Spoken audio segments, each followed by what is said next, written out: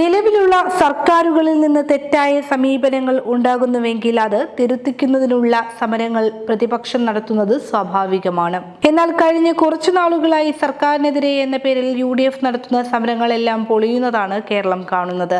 അതിനുള്ള പ്രധാന കാരണം പ്രതിപക്ഷം ഉന്നയിക്കുന്ന സർക്കാർ വിരുദ്ധ മുദ്രാവാക്യങ്ങളിൽ കഴമ്പില്ലെന്നതിനാൽ ജനങ്ങൾ തള്ളിക്കളയുന്നതാണ്.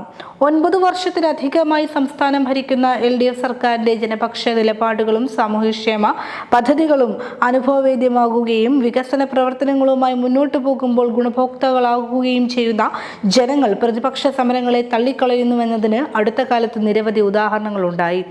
വിലക്കയറ്റം പിടിച്ചു നിർത്തുന്നതിലും സാമൂഹ്യക്ഷേമ പെൻഷനുകളും മറ്റ് ആനുകൂല്യങ്ങളും സാമ്പത്തിക പ്രതിസന്ധികൾക്കിടയിലും വിതരണം ചെയ്യുന്നതിലും സർക്കാർ കാട്ടുന്ന പ്രതിജ്ഞാബദ്ധത പ്രശംസനീയമാണ് എന്നതിനാലും ജനങ്ങളിൽ നിന്ന് അവരുടെ പ്രഹസന സമരങ്ങൾ ഒറ്റപ്പെടുന്നതിനിടയാക്കുന്നു. കേന്ദ്രത്തിൽ അധികാരത്തിലിരിക്കുന്ന BJP സർക്കാർ, കോൺഗ്രസ് ഉൾപ്പെടെ പ്രതിപക്ഷ കക്ഷികൾ ഭരിക്കുന്ന എല്ലാ സംസ്ഥാനങ്ങളോടും എന്നതുപോലെ കേരളത്തോടും ശത്രുതാപരമായ സമീപനങ്ങൾ സ്വീകരിക്കുമ്പോഴും കേന്ദ്രാനുകൂല സമീപനങ്ങളും UDFന്റെ ഭാഗത്തുനിന്നുണ്ടാകുന്നു. ഇത് തിരിച്ചറിയുന്നത് കൊണ്ട് പൊതുസമൂഹം പ്രതിപക്ഷത്തിന്റെ സമരങ്ങളുടെ ധാർമ്മികതയില്ലായ്മ കൊണ്ടും അവരെ അവഗണിക്കുന്നു. അടുത്തിടെ പ്രതിപക്ഷം പ്രഖ്യാപിച്ച പല സമരങ്ങളും പാതി വഴിയിൽ അവസാനിച്ചതും തുടരാനാകാതെ പോയതും അക്കാരണങ്ങളാലായിരുന്നു. വർഷങ്ങൾക്ക് മുമ്പ് നടന്ന കസ്റ്റഡി മർദ്ദനത്തിന്റെ അടുത്തിടെ പുറത്തുവന്ന ദൃശ്യങ്ങളുടെ പേരിൽ നിയമസഭയിൽ പ്രഖ്യാപിച്ച അനിശ്ചിതകാല സമരത്തിന് 2 ദിവസത്തെ ആയുസ് മാത്രമേ ഉണ്ടായിരുന്നുള്ളൂ.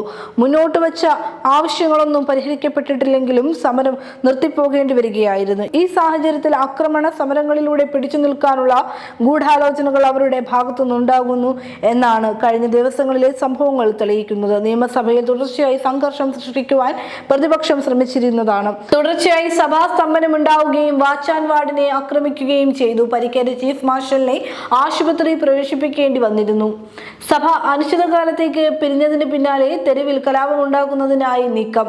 സമരങ്ങളുടെ പേരിൽ സംഘർഷമുണ്ടാക്കുന്ന പ്രതിപക്ഷ പ്രചരണങ്ങൾ അതേ രീതിയിൽ ആവർത്തിക്കുന്നതിന് ചില മാധ്യമങ്ങൾ കൂട്ടുനിൽക്കുകയും ചെയ്യുന്നു. ഇതിന്റെ ഒടുവിലത്തെ ഉദാഹരണമാണ് കോഴിക്കോട് പേരാമ്പ്രയിൽ ബോധപൂർവമായി സംഘർഷം സൃഷ്ടിക്കുകയും അതിന്റെ പേരിൽ സംസ്ഥാന വ്യാപകമായി അക്രമ സമരങ്ങൾ നടത്തുകയും ചെയ്തത്. പേരാമ്പ്രയിൽ ബോധപൂർവം സംഘർഷമുണ്ടാക്കിയതിന്റെ ഫലമായി വടകര പാർലമെന്റ് അംഗമായ ഷാഫി പറമ്പിലിന് പോലീസ് നടപടിയിൽ പരിക്കേറ്റതിന്റെ പേരിൽ കുപ്രചരണങ്ങൾക്കാണ് കോൺഗ്രസും UDFും ശ്രമിച്ചത്.